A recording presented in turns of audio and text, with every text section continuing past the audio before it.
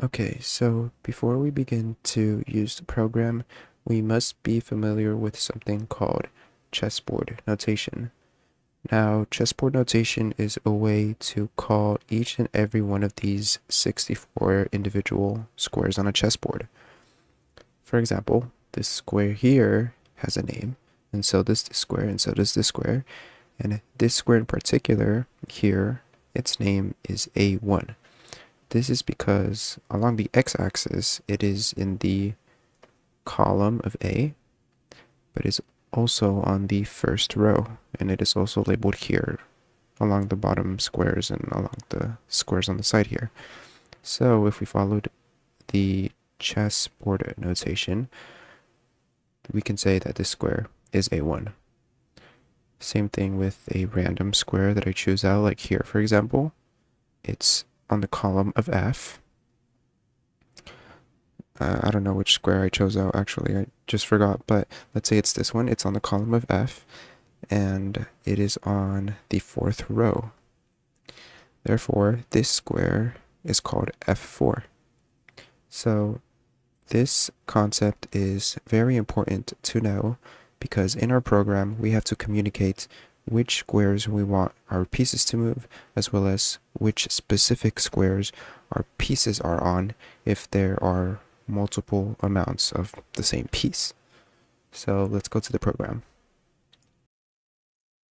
Okay, so here we are on the program, and we can see that is kind of similar to the chessboard that we just saw in the way that the x-axis is labeled and the y-axis is labeled with letters and numbers. So here the program asks us to select a piece, and it also gives us a list of the different pieces that we can select in case we're just not familiar with the names. So let's start off. Let's just say we want to move this pawn here. So I'm going to input that I want to move a pawn. Now the program tells us that there are multiple pawns on the board, which is true. So it asks us to specify where exactly on the board this pawn is. So if I want to move this pawn right here in front of the king, I will say that this pawn is in the square E, because it's on the column of E, 2, because it's on the row of 2. So the square that this pawn is on is E2.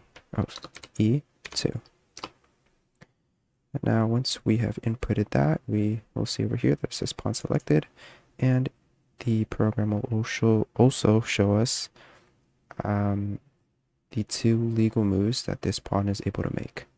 And from these two legal moves, we can go ahead and input one of them, or we can type cancel to select a different piece.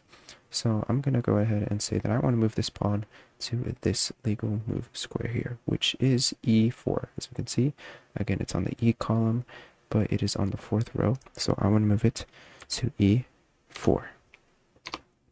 And so once we have done that, we can see that the pawn has now changed in position of the chessboard. And so now over here it says black, comma, select your piece. So we will just say that our opponent moves his pawn, which is on E7, to E5. So now we have a position like this. Now let's say that I want to move my knight on B1, but I look at what my knight can do and stuff, and I think about it, and I eventually decided that, you know what, I actually don't want to move this knight. I want to choose a different piece. So I'm going to input cancel. And once we have done that, it'll ask white again to input the piece that they want. So let's say I want to select the other knight. So I'm going to input knight again, but this time the knight that I want is this one on the square G1. So I'm going to say that it's on the square G1. And it'll show us the legal moves here. I'll say that I want to move it to F3. So the knight has moved from G1 to the square F3. Okay, let's say black plays the knight on B8 to C6. And let's say here I see that this knight can, or let's say I want to select this knight again, right? So I will input knight, and I will input the square that it's on right now, which is f3. And here I notice that one of the legal moves on the chessboard is actually the same position as one of as this black piece, this pawn, is on. So in theory, if I move this knight to here, it should capture this black pawn. So let's say I want to do that. Let's say that I want to move my knight to the square e5. So I will input e5, and just like that, we can see that the knight moves to e5 there. Now let's say black sees this and he wants to take my knight now. So he'll say that he'll want to move his knight that's on c6 to e5. And we can see the position of the board now. We can see that my knight is gone. We can see that his pawn that I took is also gone. And if we make some move, let's say we want to move our queen this time. So let's say I want to move my queen right here to what is it, g4. There we go. We move the queen, and if I move black's knight out of the way, that's on e5. Let's say I just move it here, just for example. We can see that, like I said, the pawn is gone, the one that I took earlier, as well as my knight. So those pieces are completely gone. They have been taken, and they are now removed from the game. And they should no longer affect the outcome of the rest of the game. So it is white's turn. Let's say I want to move my queen to e6 to threaten the king, finally. So first we have to input the queen, and I'll move it to e6. And now it is black's turn. Let's say that for some reason he just doesn't see this, and he moves, I don't know, his pawn. Let's say he moves his king up for whatever reason. Well, select the king, and we'll move the king up to e7. Okay, and now as white, I see the final blow here. And to execute my winning move, all I have to do is move my queen on the same square that the black's king is on.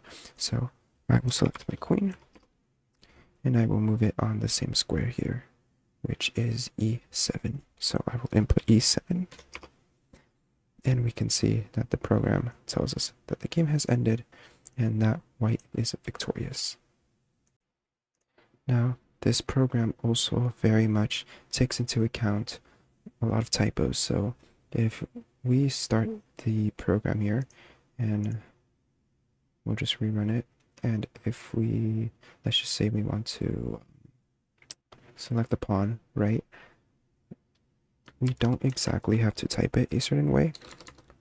The program will actually ignore the case in which your input is written, and as long as it just says pawn, it will accept the input and tell you that there are multiple pawns on the board. What square is your pawn on? So let's say e2, and let's just move it to e4. I don't know. So as black, let's say black makes a typo, right? Let's say he types rooks instead of a rook. The program will say that piece does not exist, please try again. So let's also say that just to show that all around that the program is well equipped with this kind of stuff with handling invalid inputs and such. Let's say we successfully input pawn, and we successfully input the square that it is on.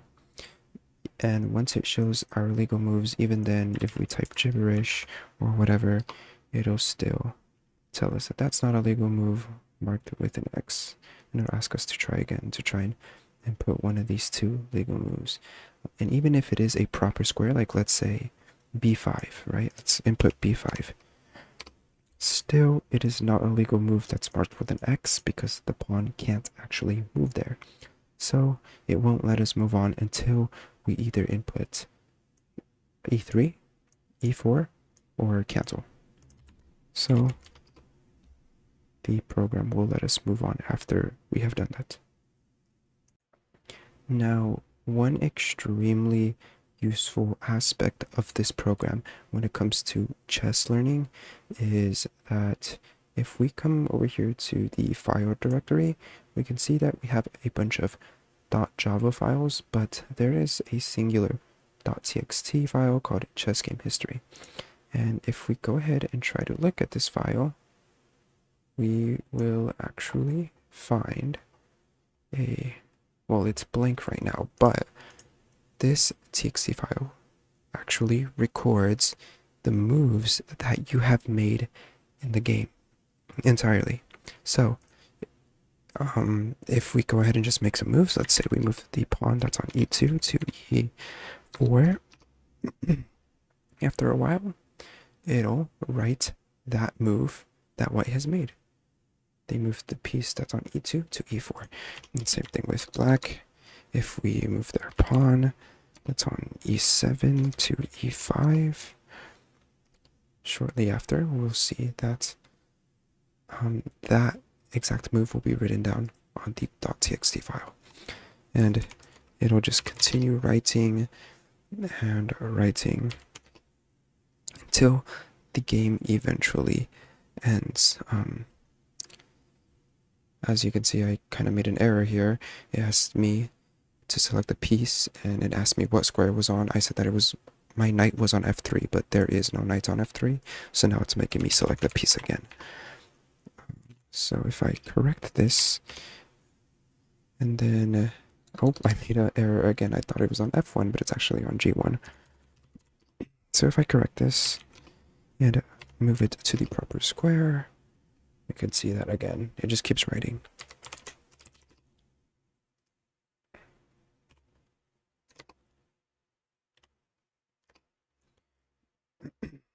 And as you can see, it'll just keep writing the history of the moves that you have made.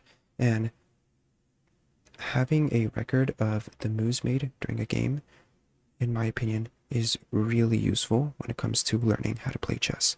Because as not only a beginner, but as a chess learner, as somebody who wants to improve in chess, you want to look back at your games and you want to ask yourself, why did I lose this game? And you want to go back to the specific moves that you made, which moves might have been mistakes, and which of those mistakes maybe should you not do in the future. And so having a record of these moves that you made while playing the game can really help you point out which moves specifically you shouldn't have done, right? So again, having a .txt file like this is extremely helpful for this purpose. And yeah, that is basically how my chess program works. Thank you.